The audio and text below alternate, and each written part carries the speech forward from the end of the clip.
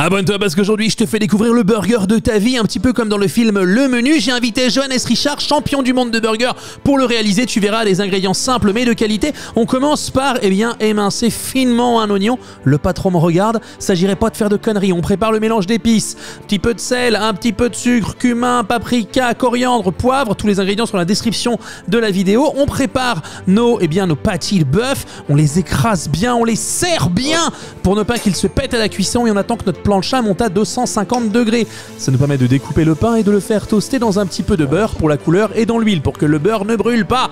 Quand ça a cette couleur-là, c'est beau, hein? Oui. Là, c'est croustillant, ça veut dire que tu peux mettre la sauce, le pain s'imbibera pas. On passe au steak!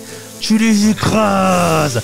Voilà, on les smash bien, on veut chercher une belle caramélisation et on les assaisonne finement. On dispose les oignons finement coupés, on s'en met plein les narines, on dispose un petit peu de ketchup des grandes qualités sur notre pain et là, le steak, on le retourne. Il faut une viande bien grasse pour un burger, 15 à 20% de matière grasse. On met un cheddar de qualité, pas beaucoup d'ingrédients, mais très très bon, c'est le top du top.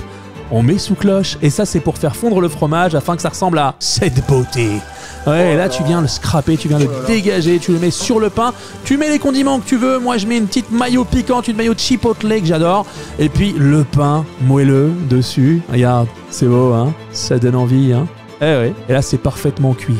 Alors je vous vois dans les commentaires, oui c'est un peu trop cuit, c'était juteux, c'était bien gras, c'était bien bon. On s'en est pété le bide. Retrouve-moi à Japan Expo Paris pour de la cuisine et des dédicaces du 11 au 14 juillet et abonne-toi surtout.